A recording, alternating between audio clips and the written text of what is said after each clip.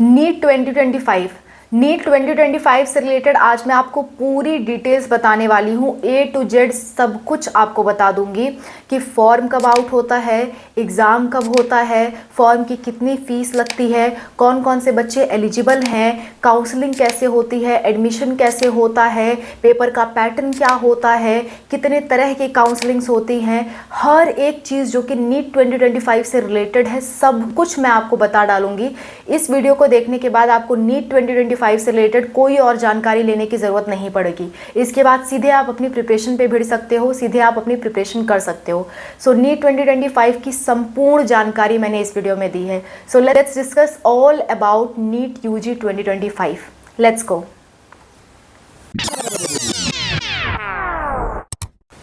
Hello everyone, welcome to spark of classes. This is Suman Yadav. NEET, सबसे पहले तो मैं आपको बता दूं इसका जो फुल फॉर्म होता है वो है national eligibility cum entrance test. So बच्चों, नीट का एग्ज़ाम दो होता है। आप तो नीट एक ही बार सुन रहे होगे, लेकिन नीट का एग्ज़ाम दो होता है। एक होता है नीट यूजी, दूसरा होता है नीट पीजी।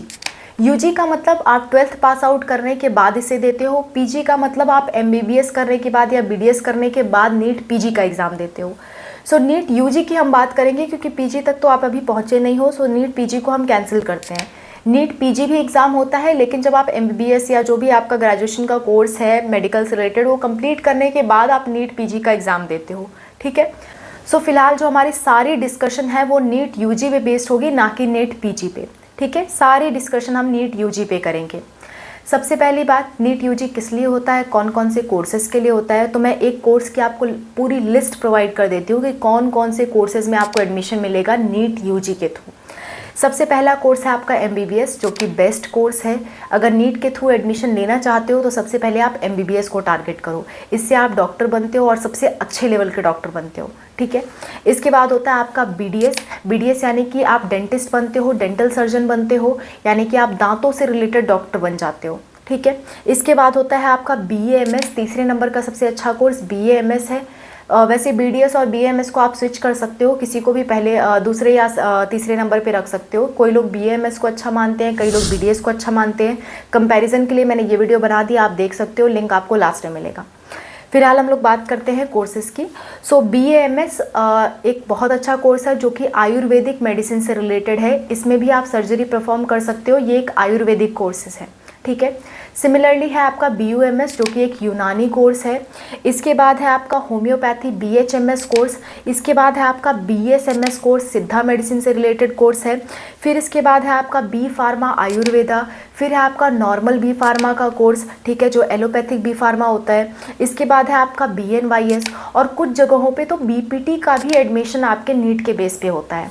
ये सारे कोर्सेज क्या हैं, अगर आप इनकी डिटेल्स जानना चाहते हो तो बच्चों सबकी मैंने डिटेल वीडियो बना रखी है। एक एक कोर्स की मैंने डिटेल वीडियो बना रखी है। इसके लिए मैंने एक अलग से प्लेलिस्ट बना दी है जिसमें हम लोग सारे मेडिकल से रिलेटेड कोर्सेज हम लोग डाल रखे हैं कि बीएमएस क्या होता है, बीयूएमएस क्या होता है, बीएचएमएस क्या होता है, किसका करियर स्कोप क्या है, सब कुछ मैंने बना रखा है आप लोगों के लिए। आपको बस ढूंढने की ज़रूरत है। अगर आप नहीं ढूंढ पाते हो तो मुझसे कमेंट में मांग भी सकते हो कि मैम हमें इस चीज़ की प्लेलिस्ट चाहिए, कि सारे कोर्सेज़ की हमें प्लेलिस्ट चाहिए, या अगर आप बीएनवाईएस पे वीडियो चाहते हो तो बीएनवाईएस का हमें वीडियो चाहिए। सो आपको जो भी चाहिए होगा आप कमेंट्स में मांग सकते हो, मैं या अनूप सर आपको ज़रूर प्रोवाइड कर देंगे उसे। ठीक है। ये बात हो गई कोर्सेज की।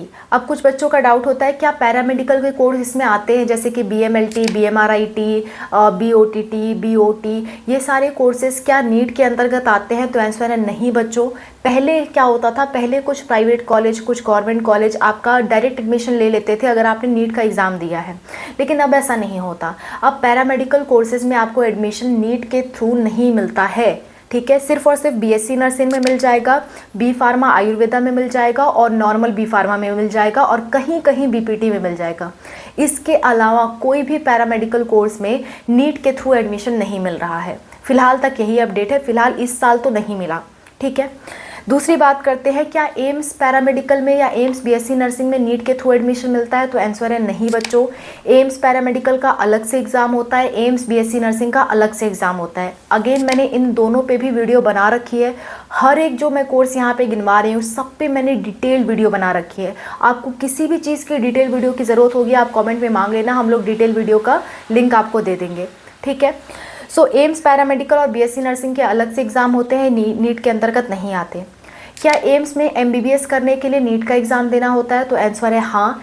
एम्स के जितने भी कॉलेज हैं और उसमें जितने भी एमबीबीएस के कोर्सेज चलते हैं वो सारे के सारे नीट के अंतर्गत ही आते हैं। अब एम्स का एमबीबीएस के लिए अलग से एग्ज़ाम नहीं होता, ठीक है। नेक्स्ट बात आती है क्या आयुष के कोर्सेज का कोई अलग एग्ज़ाम होता है? तो आंसर है नहीं। आयुष में सिर्फ BNYS एक ऐसा कोर्स है जिसका आप विदाउट नीट भी आप उसमें एडमिशन ले सकते हो, CUT के थ्रू भी एडमिशन ले सकते हो। लेकिन बाकी जो आयुष के कोर्सेज हैं जैसे कि BAMS, BHMS, BUMS, BSMS, ये सारे जो कोर्सेज हैं आपके, इसमें सिर्फ और सिर्फ नीट के थ्रू ही एडमिशन होता है, बाकी किसी के थ्रू एडमिशन नहीं होता है, ठीक है। सो ये सारे कोर्सेज हो गए जो कि नीट के अंतर्गत आते हैं। तो कोर्सेज मैंने आपको बता दिए। अब हम बात कर लेते हैं कि इसका फॉर्म कब निकलता है। सो इसके फॉर्म की अगर मैं बात करूं तो फरवरी और मार्च के बीच में इसका फॉर्म निकलता है। फरवरी लास्ट, मार्च के स्टार्टिंग में इसका फॉर्म निकल जाता है, ठीक है। एग्ज़ाम की बात करें तो एग्ज़ाम मई के फर्स्ट वीक में होता है, यानी कि मई के फर्स्ट वीक में जो भी संडे पड़ेगा, मई का पहला संडे को ही आपका एग्ज़ाम हो जाएगा। सो 2025 में जो संडे पड़ रहा है वो आपका 4 मई को पड़ रहा है, तो 99% चांसेस हैं कि 4 मई को ही आपका एग्ज़ाम होगा। हाँ, अगर कोई ऐसी कंडीशन आ जा सकती है जैसे कि कोविड का केस आ गया था, कोई इमरजेंसी का केस आ गया, तो वो एग्ज़ाम डेट टालते हैं, अदरवाइज़ एग्ज़ाम डेट नहीं टलती है, मई के फर्स्ट वीक में ही हमेशा होती है। सो आपका 4 मई को आपका एग्ज़ाम होगा, इतना आप 99% मान के चल सकते हो, हालांकि अभी ऑफिशियल डेट नहीं आई है, ठीक है। अगर मैं बात करूँ इसके रिज़ल्ट की तो एग्ज़ाम के लगभग 1 से 1.5 महीने बाद आपका रिज़ल्ट आ जाता है और उसके बाद आपकी जो अगस्त है, अगस्त के लगभग आपकी काउंसलिंग स्टार्ट होती है, ठीक है। काउंसलिंग कैसे होगी अभी हम आगे डिस्कस करेंगे। सो ये आपके फॉर्म की बात हुई। फॉर्म की फ़ीस की अगर मैं बात करूँ तो जनरल कैंडिडेट्स के लिए 1700 रुपये फॉर्म की फ़ीस लगती है। फॉर्म भरने का 1700 रुपये लगेगा आपका। अगर आप EWS या OBC हो तो आपका 1600 रुपये लगेगा। अगर आप SC ST PWD हो तो आपका 1000 रुपये लगेगा। और अगर आप अब्रॉड के हो यानी कि बाहर के कैंडिडेट हो, देखो फॉरेनर्स भी नीट का एग्ज़ाम दे सकते हैं और इंडिया में कोर्स कर सकते हैं, तो उन लोगों के लिए जो एप्लीकेशन फॉर्म की फ़ीस है वो 9500 रुपये लगेगी, ठीक है। सो ये एप्लीकेशन फॉर्म की फ़ीस है। और पेपर जो है वो आपका हिंदी में भी आता है, इंग्लिश में भी आता है। आप जिसमें भरना चाहो आप उसमें भर सकते हो। आप चाहो तो हिंदी में भर लो, आप चाहो तो इंग्लिश में भर लो, ये टोटली आपकी मर्ज़ी पे डिपेंड करता है, ठीक है। अच्छा, कौन कौन इस फॉर्म को भर सकता है? तो बच्चों, अगर आप 12th पढ़ रहे हो तो भी आप इस फॉर्म को भर सकते हो। आप 12th पास आउट कर चुके हो तो भी आप इस फॉर्म को भर सकते हो।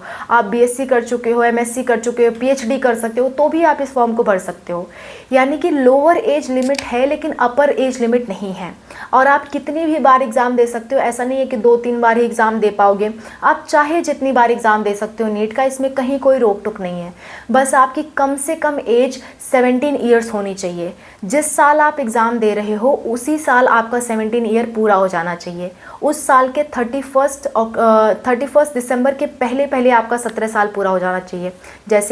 जैसे मान लो मेरा डेट ऑफ बर्थ है 30 जुलाई 2000, ठीक है। तो 30 जुलाई 2000 है और मुझे 2025 में एग्ज़ाम देना है, तो मैं तो 25 साल की हो जा रही हूँ, तो मैं आराम से एग्ज़ाम दे सकती हूँ। लेकिन अगर कोई बच्चा ऐसा है जो 2025 में यानी 2025 के किसी भी मंथ में वो 17 साल पूरा नहीं हो पा रहा उसका, तो वो एग्ज़ाम नहीं दे पाएगा। मिनिमम 17 साल तो होना ही चाहिए। सो 31 दिसंबर 2025 से पहले आपका 17 साल पूरा होना चाहिए, तभी आप नीट 2025 का एग्ज़ाम दे पाओगे। और इससे ज़्यादा एज है तो कोई प्रॉब्लम नहीं है, आपकी चाहे जितनी एज है आप दे सकते हो आराम से। क्लियर? आगे बढ़ते हैं। तो ये एज की बात हो गई। दूसरी बात है परसेंटेज की। आपकी 12th की परसेंटेज भी बहुत मायने रखती है। अब कुछ बच्चे ऐसा पूछेंगे, मैम हमने तो अभी 12th का एग्ज़ाम दिया ही नहीं और हम 12th का एग्ज़ाम देने से पहले ही फॉर्म भर रहे हैं, तो हमारी परसेंटेज कैसे मायने रखेगी? तो बच्चों, परसेंटेज मायने रखेगी। जो मैं परसेंटेज बताने वाली हूँ, अगर 12th पास आउट करने के बाद आपकी उतनी परसेंटेज नहीं आई और आप नीट में टॉप भी कर रहे हो तो भी आपको एडमिशन नहीं मिलेगा, क्योंकि आपकी परसेंटेज फुलफिल ही नहीं हो रही है, ठीक है। सो परसेंटेज कितनी चाहिए? जनरल हो या जनरल EWS हो तो आपके कम से कम 50% मार्क्स होने चाहिए। अगर आप जनरल के PWD हो, यानी कि आप जनरल तो हो लेकिन फिज़िकली इम्पेयर्ड हो आप, सो आपके कम से कम 45% होने चाहिए। अगर आप SC ST हो या SC ST के PWD हो या फिर आप OBC हो, सो आपके मिनिमम 40% मार्क्स होने चाहिए। इतने मार्क्स अगर आपके 12th में नहीं हैं तो आप एलिजिबल नहीं हो, ठीक है। आप मान लो 12th का अभी एग्ज़ाम नहीं दिए और आपने फॉर्म भर दिया और 12th का जब रिजल्ट आया आपके इतने परसेंटेज से कम आ गए, तो भले ही आपने नीट क्वालिफाई कर गया हो, नीट में आपने अच्छे मार्क्स ला लिए हो, लेकिन आप नीट के थ्रू एडमिशन नहीं ले पाओगे अगर आपके इतने परसेंटेज नहीं आते हैं। क्लियर। अगली बात होती है, अगली बात ये कि क्या बीएससी वाले एग्ज़ाम दे सकते हैं? हाँ बिल्कुल दे सकते हैं। क्या एडिशनल बायोलॉजी वाले एग्ज़ाम दे सकते हैं? जिन्होंने बायोलॉजी एडिशनल में ले रखा था, क्या वो एग्ज़ाम दे सकते हैं? तो आंसर है हाँ बिल्कुल दे सकते हैं। क्या NIOS वाले एग्ज़ाम दे सकते हैं? तो अगेन आंसर है हाँ बिल्कुल एग्ज़ाम दे सकते हैं। क्या कंपार्टमेंट वाले एग्ज़ाम दे सकते हैं? तो आंसर है नहीं बच्चों, जब तक आप अपना कंपार्टमेंट क्लियर नहीं कर लोगे तब तक आप एग्ज़ाम नहीं दे सकते। हाँ, कंपार्टमेंट आपका आया था, आपने बाद में क्लियर कर लिया तो आप बिल्कुल एलिजिबल हो। क्या RT वाले एग्ज़ाम दे सकते हैं? तो आंसर है हाँ, बस आपके ये परसेंटेज वाली क्राइटेरिया पूरी होनी चाहिए। इसके बाद कितनी बार अटेम्प्ट कर सकते हैं? तो नो लिमिट बच्चों, अटेम्प्ट करने की कोई लिमिट नहीं है, आप चाहे जितनी बार अटेम्प्ट कर सकते हो। एक और बात आपको ध्यान रखनी है, आपके क्लास 12th में फिजिक्स, केमिस्ट्री, बायोलॉजी और इंग्लिश होना ज़रूरी है। इंग्लिश आपको बोलना आए ना आए वो दूसरी बात है, लेकिन आपका 12th में इंग्लिश एज अ सब्जेक्ट होना ज़रूरी है। ठीक है, सो ये बात हो गई आपकी एलिजिबिलिटी की। ओके, सो और एक बात बच्चों, एक नया रूल भी मतलब लागू होने का डिस्कशन चल रहा है, जो कि मैंने इस वीडियो में बात की है। एलिजिबिलिटी से रिलेटेड कुछ नया रूल लाने का डिस्कशन हो रहा है, आप इस वीडियो को देख सकते हो एक बार। हालांकि ये पूरी तरह से अभी प्रूफ नहीं हुआ है कि ये रूल लागू ही हो जाएगा, इसी साल से लागू होगा या आने वाले समय में लागू होगा, पर इस रूल पर डिस्कशन चल रही है, सो आपके लिए जानना ज़रूरी है। आप एक बार इस वीडियो को देख लेना। लिंक नहीं मिलता है तो आप एक बार कॉमेंट में हमसे मांग सकते हो। नेक्स्ट बात करते हैं कि फॉर्म फिल करने में आपको किन किन चीज़ों की ज़रूरत पड़ेगी, जिन्हें आप पहले से ही तैयार करके रख सको। तो सबसे पहले बच्चों आपके फ़ोटो की ज़रूरत पड़ेगी। दो तरह की फ़ोटो लगती है इसमें, एक होती है पोस्ट कार्ड साइज़ फ़ोटो, एक होती है पासपोर्ट साइज़ फ़ोटो। कभी कभी पोस्ट कार्ड वाली फ़ोटो नहीं लगती है, लेकिन पासपोर्ट वाली तो हमेशा लगती है। पर पिछले कुछ सालों से पोस्ट कार्ड साइज़ फ़ोटो भी मंगाई जा रही है। पोस्ट कार्ड साइज़ फ़ोटो मतलब लगभग इतनी बड़ी फ़ोटो लगती है, वो उसे हम कहते हैं पोस्ट कार्ड साइज़ फ़ोटो। और एक छोटी वाली फ़ोटो होती है जिसे कहते हैं हम पासपोर्ट साइज़ फ़ोटो। सो ये दोनों तरह की फ़ोटोज़ की आपको ज़रूरत पड़ती है। ठीक है, फ़ोटो में आपको 2-3 चीज़ों का और ध्यान रखना है बच्चों। किन बातों का ध्यान रखना है, ध्यान से सुनो। फ़ोटो में आपका बैकग्राउंड सफ़ेद होना चाहिए। आपकी फ़ोटो ब्लैक एंड वाइट नहीं होना चाहिए, आपका बैकग्राउंड सफ़ेद होना चाहिए, यानी कि आपका स्किन का कलर, आपके शर्ट का कलर, ये सब दिखना चाहिए, लेकिन जो आपका बैकग्राउंड है वो सफ़ेद होना चाहिए, वाइट होना चाहिए।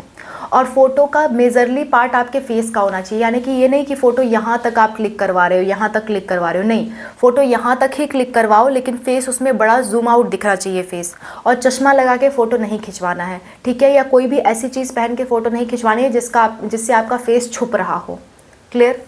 दूसरी बात, फ़ोटो जो आपको खिंचवानी है उसके नीचे जिस डेट को आपने फ़ोटो खिंचवाई है वो डेट लिखवानी है। कई बच्चे अपना डेट ऑफ बर्थ लिखवा दिए, नहीं नहीं नहीं नहीं, डेट ऑफ बर्थ आपको नहीं लिखवानी है, आपको वो डेट लिखवानी है जब आपने फ़ोटो क्लिक करवाई। ये डेट इसलिए लिखवाई जाती है ताकि पता चल सके कि आपकी बहुत रिसेंट की फ़ोटो, यानी कि बहुत जल्दी की फ़ोटो है भी, ये बहुत पुरानी फ़ोटो नहीं है, इसलिए डेट लिखना होता है। और डेट के ऊपर अपना नाम लिखना होता है, और वो नाम लिखना होता है जो आपकी 10th की मार्कशीट में है। जैसे मान लो मेरा नाम अगर सुमन यादव है तो सुमन यादव यही 2 अक्षर लिखाएगा, सुमन कुमारी यादव या कुमारी सुमन यादव ऐसा कुछ नहीं लिखाएगा।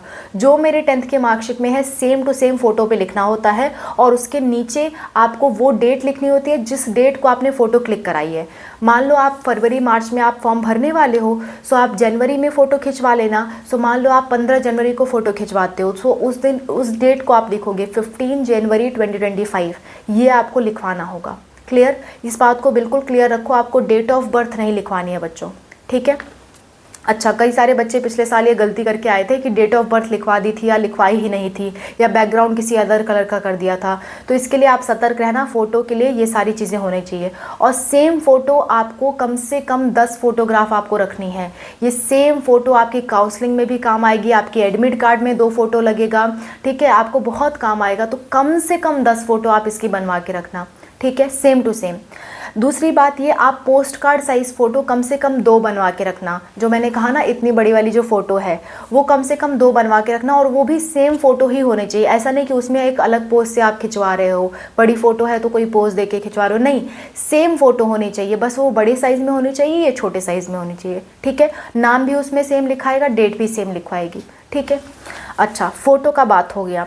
फ़ोटो के बाद आपकी जो मार्कशीट है, मार्कशीट आपकी ज़रूरत पड़ेगी जब आप अपना फॉर्म भरने जाओगे। 10th की मार्कशीट का सारा आपको डिटेल्स भरना होगा, मार्कशीट अपलोड करनी होगी। और 12th का अगर आपका रिजल्ट आ गया है तो आपको 12th का भी भरना होगा। 12th अगर आप अभी पढ़ रहे हो तो आपको अपीयरिंग का एक ऑप्शन आएगा, उस पर आपको क्लिक करना होगा और आप अपीयरिंग कहलाओगे, तब आपको 12th की डिटेल्स भरने की ज़रूरत नहीं पड़ेगी। ठीक है। इसके बाद बात करूँ कैटेगरी सर्टिफिकेट। बच्चों, कैटेगरी सर्टिफिकेट आपको बनवाना पड़ेगा और वो 1 साल से ज़्यादा पुराना नहीं होना चाहिए। और जब आप काउंसलिंग करवाओगे तो दोबारा कैटेगरी सर्टिफिकेट आपको रिन्यू कराना होगा। 2 बार की मेहनत है बच्चों। ठीक है। सो कैटेगरी सर्टिफिकेट आपका 1 साल से ज़्यादा पुराना नहीं होना चाहिए जब आप फॉर्म भर रहे हो। ठीक है। जैसे मान लो आप EWS हो या फिर आप OBC हो, SC हो, ST हो, सो ये कैटेगरी सर्टिफिकेट आपको लगाना पड़ेगा, तभी आपको छूट मिलेगी। अगर आप नहीं लगाते हो तो आगे चल के आपको छूट नहीं दी जाएगी। ठीक है। अच्छा, इसके बाद आता है आपका सिग्नेचर की ज़रूरत पड़ेगी और आधार कार्ड की ज़रूरत पड़ेगी। आधार कार्ड नहीं है तो पैन कार्ड या कोई भी ऐसा गवर्नमेंट आइडेंटिटी प्रूफ जिसमें आपका फ़ोटो छपा हो। ठीक है। ऐसे आपको आइडेंटिटी प्रूफ की ज़रूरत पड़ेगी। ठीक है। अच्छा, अगर आपके आधार कार्ड में या उस आइडेंटिटी प्रूफ में किसी तरह की कोई गड़बड़ है, कई बार क्या होता है कि उनके 10th की मार्कशीट में नाम अलग होता है बच्चों का और आधार कार्ड में नाम कुछ और होता है, या मम्मी पापा का नाम कुछ और होता है। एक स्पेलिंग मैच करनी चाहिए बच्चों। अगर मैच नहीं कर रही है तो उसको सही करवाओ। ठीक है। आपकी 10th की मार्कशीट से हर जगह नाम सेम होना चाहिए, 10th की मार्कशीट से मिलता जुलता होना चाहिए सब कुछ, अदरवाइज़ आपको एडमिशन में काफ़ी प्रॉब्लम आएगी। ठीक है। सो ये बात हो गई फॉर्म से रिलेटेड। अब हम बात करते हैं पेपर पैटर्न की। बच्चों, पेपर पैटर्न पे मैंने डिटेल्ड वीडियो बना दिया है, ये वाला वीडियो है, आप जाके देख सकते हो। मैं हर एक चीज़ बताने लगूंगी तो वीडियो बहुत लंबी होगी। मैं शॉर्टकट में बता दे रही हूँ। 3 सेक्शन आपके आएंगे, फिजिक्स, केमिस्ट्री, बायोलॉजी। फिजिक्स में 50 क्वेश्चन, केमिस्ट्री में 50 क्वेश्चन और बायोलॉजी में 2 होते हैं, जूलॉजी, बॉटनी, दोनों में 50-50 क्वेश्चन। इसमें से सेक्शन ए में 35 क्वेश्चन होते हैं, सेक्शन बी में 15 क्वेश्चन होते हैं। सेक्शन बी में 15 क्वेश्चन में से आपको सिर्फ और सिर्फ 10 क्वेश्चन करने होते हैं, 5 क्वेश्चन छोड़ देने होते हैं। ठीक है। ऐसा कुछ आपका पेपर पैटर्न होता है। मार्क्स की बात करूँ तो एक क्वेश्चन पे आपको 4 नंबर मिलते हैं। अगर आप कोई गलती करते हो तो -1 की नेगेटिव मार्किंग होती है। नेगेटिव मार्किंग का सीधा सा मतलब ये है कि जो भी आपने मार्क्स सिक्योर किए हैं, मान लो आपने 10 क्वेश्चन सही किए तो 4 नंबर के हिसाब से आपको टोटल 40 नंबर मिलने चाहिए। लेकिन मान लेते हैं 10 क्वेश्चन आपने सही किए और 2 गलत भी किए हैं, सो 40 में से आपका 2 माइनस हो जाएगा, आपको टोटल 38 नंबर मिलेंगे। यानी जो आपका टोटल मार्क्स है उसमें से भी आपका माइनस हो जाएगा अगर आप कोई गलती करते हो। और अगर आप कोई क्वेश्चन अटेंड नहीं कर रहे हो तो आपको 0 मार्क्स दिए जाएंगे। ठीक है। अच्छा, सो ये आपके मार्किंग स्कीम की और पेपर पैटर्न की बात हो गई। अब हम बात कर लेते हैं, ये सारा जब आप काम कर लोगे, आप एग्ज़ाम दे लोगे। एग्ज़ाम का ड्यूरेशन भी बता देती हूँ। एग्ज़ाम का ड्यूरेशन है 3 घंटे 20 मिनट। 3 घंटे 20 मिनट का आपको समय दिया जाएगा और ऑफलाइन पेपर होगा बच्चों। आपको OMR भरना होता है, गोला भरना होता है। गोला भरने के बाद आपको जो भी ऑप्शन सही लगता है उसका गोला आपको भरना होता है। इसमें भी टाइम लगता है और एग्ज़ाम के टाइम आपको पेन भी दिया जाता है, उसी से आपको ये सारा पेपर जो है अपना सॉल्व करना होता है। ठीक है। और आपको ड्रेस कोड भी फॉलो करना होता है बच्चों। आपको एक प्रॉपर ड्रेस पहन के जाना होता है, ऐसा नहीं कि कुछ भी आप पहन के जा रहे हो। हाफ स्लीव के कपड़े आपको पहनने होते हैं, हल्के कलर के कपड़े आपको पहनने होते हैं, बिना कॉलर के, बिना शूज़ के। आपको सिंपल स्लीपर पहनना होता है, सिंपल से सिंपल, जैसे आप घर में रहते हो लोअर टी-शर्ट पहन के, वैसे ही पहन के आपको एग्ज़ाम देने जाना होता है। और आपके बालों में या कोई क्लिप या फिर कोई भी ऐसी मेटल की चीज़ें आपके पूरे शरीर पर नहीं होनी चाहिए। जैसे एग्ज़ाम आएगा मैं ड्रेस कोड पे आपके लिए वीडियो बना दूंगी, आप मेरी प्रीवियस वीडियोस भी देख सकते हो जो 2024 की है। ठीक है। अब बात करते हैं काउंसलिंग की, एक बहुत ही इंपॉर्टेंट पार्ट काउंसलिंग। काउंसलिंग क्या होती है बच्चों? आपने एग्ज़ाम दे दिया, एग्ज़ाम दे के आप चले आए, आपके अच्छे खासे नंबर आ गए, आपका रिजल्ट आ गया, लेकिन क्या आपका एडमिशन ऑटोमेटिकली हो जाएगा? अपने आप कॉलेज पे जाओगे आपका एडमिशन हो जाएगा? ऐसा नहीं होता है बच्चों। इसके लिए एक एडमिशन की पूरी प्रोसेस है जिसे हम काउंसलिंग कहते हैं। जब तक आप काउंसलिंग नहीं करवाते हो तब तक आपका एडमिशन नहीं हो सकता। काउंसलिंग में क्या होता है, शॉर्टकट में आपको समझाती हूँ।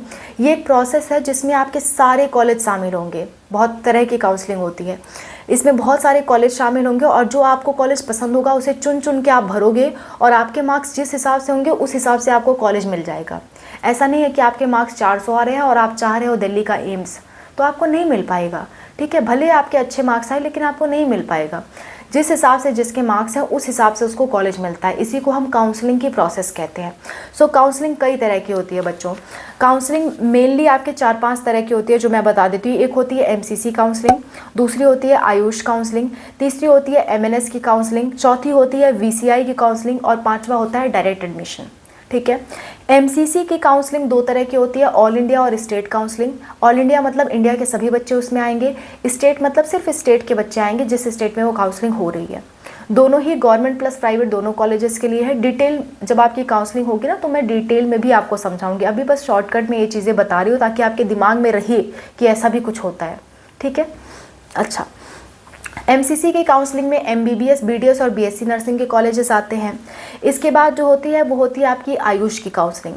आयुष की काउंसलिंग भी ऑल इंडिया कोटा काउंसलिंग होती है और आपकी स्टेट काउंसलिंग होती है। स्टेट में सिर्फ स्टेट के बच्चे पार्टिसिपेट करते हैं, ऑल इंडिया में इंडिया के सभी बच्चे पार्टिसिपेट करते हैं। यानी कि अगर आपको अपने स्टेट से बाहर एडमिशन लेना है तो आपको ऑल इंडिया काउंसलिंग में पार्टिसिपेट करना होता है। ठीक है। अच्छा, इसके बाद होती है, अच्छा ये आयुष की काउंसलिंग किसके किसके लिए होती है? आयुष की काउंसलिंग होती है आपकी BAMS, BHMS, BUMS, BSMS, B pharma Ayurveda, इन सब कोर्सेज के लिए आपकी आयुष की काउंसलिंग होती है। ठीक है। इसके बाद आती है MNS। MNS सिर्फ और सिर्फ लड़कियों के लिए है। इसका एक पूरा अलग ही प्रोसेस है बच्चों। इसके लिए अलग से एग्ज़ाम्स भी होते हैं। नीट के बाद आपको दोबारा एग्ज़ाम, दोबारा इंटरव्यू, मेडिकल टेस्ट, ये सब आपको देना पड़ता है। MNS की मैंने एक पूरी प्लेलिस्ट बता रखी है जिसमें मैंने आपको MNS के सारे डिटेल्स बता रखे हैं। वो प्लेलिस्ट भी आप जाके देख सकते हो। ठीक है। अगर नहीं ढूंढ पाते हो तो लिंक के लिए आप कमेंट कर सकते हो कि हमें MNS के बारे में जानना है, तो मैं उस पर भी वीडियो प्रोवाइड कर दूँगी। नेक्स्ट होता है आपकी VCI की काउंसलिंग। VCI का मतलब होता है वेटरनरी, यानी कि जानवरों से रिलेटेड अगर आप डॉक्टर बनना चाहते हो तो आपको VCI की काउंसलिंग करानी होती है। इसके बाद होता है आपका डायरेक्ट एडमिशन, जैसे कि BNYS कोर्स में आप डायरेक्टली कॉलेज पे जाके एडमिशन ले सकते हो। ठीक है, ये होता है डायरेक्ट एडमिशन। इससे भी आप डॉक्टर बनते हो, लेकिन ये एक अलग डॉक्टर का कोर्स है। सब कोर्सेज अपने आप में अलग अलग महत्व रखते हैं। ठीक है। एक और बात मैं आपको बता दूं बच्चों, काउंसलिंग में काफ़ी पैसों की ज़रूरत होती है। काउंसलिंग में देखो, रजिस्ट्रेशन के लिए 2000, 3000, 2000, 3000 ऐसे हर एक काउंसलिंग में 2-3 हज़ार रुपये खर्च होते हैं। सो 10,000 रुपये आपके खाली रजिस्ट्रेशन में लग जाते हैं अगर आप सारे काउंसलिंग में पार्टिसिपेट करते हो। इसके बाद आपकी एक सिक्योरिटी मनी लगती है बच्चों। सिक्योरिटी मनी क्या होती है? जैसे कि मान लो आपको कोई कॉलेज मिल गया तो आप छोड़ के भागो ना, इसीलिए आपके कुछ पैसे जमा कर लिए जाते हैं। 50,000 कहीं लगते हैं, कभी 30,000, कहीं 20,000, अलग अलग काउंसलिंग में अलग अलग लगते हैं। लेकिन 10,000 से कम कहीं नहीं लगते हैं और 2 लाख तक भी लगते हैं। 2 लाख से ज़्यादा कहीं नहीं लगते हैं। सो 10,000 से लेकर के 2 लाख रुपए तक आपके जमा हो जाते हैं। ये एडमिशन की फ़ीस नहीं है, ये काउंसलिंग की फ़ीस है। और ये जब जमा होते हैं तो वो जमा हुए रहते हैं। फिर आपको एडमिशन, जब कॉलेज मिल जाता है, आपको एडमिशन लेने जाना होता है, फिर आपको उस कॉलेज की फ़ीस भरनी होती है और कॉलेज की फ़ीस भर दोगे तब जाके आपकी सिक्योरिटी मनी वापस आती है लास्ट में। सो आप मान के चलो आपको काफ़ी अच्छे खासे पैसे की ज़रूरत है अगर आप काउंसलिंग करवाना चाह रहे हो। कम से कम 50-60 हज़ार रुपये की तो आपको ज़रूरत है ही है अगर आप काउंसलिंग करवाने जा रहे हो गवर्नमेंट कॉलेज में। प्राइवेट में करवाने जा रहे हो तो आपको 3-4 लाख की ज़रूरत है अगर आप काउंसलिंग करवाना का सोच रहे हो। तो इतना आप बैलेंस लेकर के चलना जब आपको काउंसलिंग करवाना है। इनमें से कुछ पैसे आपको वापस मिल जाएंगे, ऐसा नहीं है कि वापस नहीं मिलेंगे। सिक्योरिटी मनी आपको पूरी वापस मिल जाती है, लेकिन सिक्योरिटी के लिए आपको पहले वो पैसे काट लेंगे और तब तक नहीं देंगे जब तक आप एडमिशन लेके सब कुछ सिक्योर नहीं कर रहे हो, और लास्ट में 6-7 महीने बाद आपको वो पैसे वापस मिलते हैं। सो इसलिए आप पहले से अपने पास बैलेंस बना के चलना। ठीक है, आगे बात कर लेते हैं। देखो, इसमें जो काउंसलिंग फ़ीस होती है वो नॉन रिफंडेबल होती है, यानी कि वापस नहीं आती। जो 2000 हर जगह लग रहे हैं वो आपके वापस नहीं आएंगे, लेकिन जहाँ जहाँ इकट्ठे 10,000, 20,000 या 30,000 लग रहे हैं वो आपके वापस आ जाएंगे। ठीक है, और कब आएंगे? 5 से 7 महीने बाद। क्लियर? अच्छा, और इसको देते वक्त आपको 2-3 बातों का और ध्यान रखना होता है। आप जो पैसे दे रहे हो आपको अपने अकाउंट से या अपने मम्मी पापा के अकाउंट से देना होता है। अदरवाइज़ क्या होगा कि वो पैसे जब वापस आएंगे तो उसके अकाउंट में आएंगे जिसके अकाउंट से आपने दिया था। मान लेते हैं आपने किसी साइबर कैफ़े वाले से दे दिया या किसी भी फ्रेंड वगैरह के अकाउंट से दिलवा दिया, तो उसके अकाउंट में पैसे आ जाएंगे और हो सकता है वो आपको पैसे वापस ना दे। सो ऐसी कंडीशन में आप फंस जाओगे। इसलिए अपना अकाउंट खुलवा लो तो ज़्यादा अच्छी बात है। अपना नहीं है तो कम से कम पेरेंट्स का, इनका अकाउंट आप अपने साथ रखना। ठीक है, ये काउंसलिंग में आपके बड़े काम आएगा। और जब आप नीट पास आउट कर लेना, आपका रिजल्ट आ जाए, तो आप क्या करना, कुछ और डॉक्यूमेंट्स आप बनवा के रख लेना ताकि आपको कहीं कोई प्रॉब्लम का सामना ना करना पड़े। वो कौन से डॉक्यूमेंट है मैं आपको अभी बता देती हूँ। आपके दिमाग में ये सारी बातें होनी चाहिए, तभी आप अच्छे से जो प्रिपरेशन है अपनी वो कर पाओगे, अच्छे से आप एडमिशन ले पाओगे। ठीक है, सो आपके पास नीट का एडमिट कार्ड होना चाहिए। जब आप एग्ज़ाम देने जाओ तो एडमिट कार्ड निकलवाते हो ना, तो उसकी 2-3 कॉपी अपने पास रख लेना। एक तो एडमिट कार्ड जमा हो जाता है, उसके बाद 2-3 कॉपी आपको रखनी होती है। अदरवाइज़ क्या होता है, जब आप काउंसलिंग करवाने जाओगे आपके पास एडमिट कार्ड रहेगा ही नहीं, तो आप फंस जाओगे। एडमिट कार्ड रख लेना, स्कोर कार्ड रख लेना, अपनी फ़ोटोग्राफ जो आपने खिंचवाई थी कम से कम 10 फोटोग्राफ रख लेना। ठीक है, उसके बाद कैटेगरी सर्टिफिकेट वापस से नया करवा लेना, 1 अप्रैल 2024 के बाद का नया बनवा लेना। उसके बाद आपका जो डोमिसाइल है अपने स्टेट का, यानी कि निवास प्रमाण पत्र, 2025 में आप एग्ज़ाम दे रहे हो तो 1 अप्रैल 2025 के बाद का आप रखना। ठीक है, इसके बाद कास्ट सर्टिफिकेट भी 1 अप्रैल 2025 के बाद का रखना, सब कुछ रिन्यू करा लेना। इतनी चीज़ें आप लेकर के चलना। इस तरह के आपको बहुत सारे प्रोसेस से गुजरना पड़ता है। और बच्चों, आप नीट की प्रिपरेशन के बारे में भी सोच रहे हो तो प्रिपरेशन के लिए ड्रॉपर्स कैसे प्रिपरेशन करें, और 12th में हो आप तो आप कैसे प्रिपरेशन करो, उसके लिए मैंने ये दोनों वीडियो बना दी है। आप दोनों ही वीडियो जाकर के देख सकते हो। ठीक है, सारी ही वीडियो हमारी एक प्लेलिस्ट में कंपाइल है जो कि है नीट 2025 की प्लेलिस्ट। उसमें हम लोग सारी की सारी वीडियोज़ डाल रहे हैं बच्चों। नीट 2025 से रिलेटेड आपके सारे डाउट्स का सॉल्यूशन आपको उसी प्लेलिस्ट में मिलेगा। सो उस प्लेलिस्ट को आप सेव करके रखो। अगर आपको वो प्लेलिस्ट नहीं मिलती है तो आप कमेंट्स में हमसे मांग सकते हो, हम लोग आपको प्लेलिस्ट का लिंक भेज देंगे। बस आप लिख के भेजना कि हमें ये वाली चीज़ चाहिए, ये वाला वीडियो चाहिए, मतलब उस टॉपिक का नाम लिख के भेजना, तभी हम लोग आपकी हेल्प कर पाएंगे। ठीक है, अच्छा एक और बात, आपके लिए सिलेबस जानना ज़रूरी है बच्चों, तो सिलेबस ज़रूर देख लो। मैंने सिलेबस इस वीडियो में बता दिया, इस सिलेबस के अकॉर्डिंग प्रिपरेशन करो। ठीक है, और भी कोई दिक्कत कोई परेशानी आती है तो आप कमेंट्स में मेंशन करो। मैं और अनूप सर आपकी हेल्प के लिए हमेशा तैयार हैं। अच्छे से प्रिपरेशन करो बच्चों, क्योंकि कट ऑफ इस साल काफ़ी ज़्यादा जा सकती है। कट ऑफ हाई जाएगी, क्यों हाई जाएगी और कितनी तक जाएगी वो मैंने अगेन इस वीडियो में बता रखी है। ठीक है, इससे सभी वीडियो का लिंक आपको उसी प्लेलिस्ट में मिलेगा, नीट 2025 की प्लेलिस्ट। ठीक है, जिसका लिंक आपको डिस्क्रिप्शन में दे रखा है। नहीं पा पाते हो तो आप हमसे मांग सकते हो। सो ये सारी बातें हैं नीट 2025 से रिलेटेड। मैंने सब कुछ कवर करने की पूरी कोशिश की है। अगर आपको लगता है कुछ बाकी रह गया है जो मैंने नहीं बताया और आप जानना चाहते हो तो उसके लिए आप कमेंट कर देना, हम लोग उस पर भी वीडियो बना देंगे। आपके हर एक डाउट का सॉल्यूशन मिलेगा, इसकी गारंटी हमारी है। ठीक है, सो आप कमेंट करो, आपको जो पूछना है आप वो पूछो, हम लोग आपके साथ हैं। So that's all about the video. Thank you so much for watching. Wish you all the best for your preparation बच्चों। अच्छे से प्रिपेयर करो, अच्छे से एग्जाम दो। कोई दिक्कत आती है ज़रूर बताओ, हम लोग आपके साथ हैं। Thank you for watching. Bye. Take care. Wish you all the best.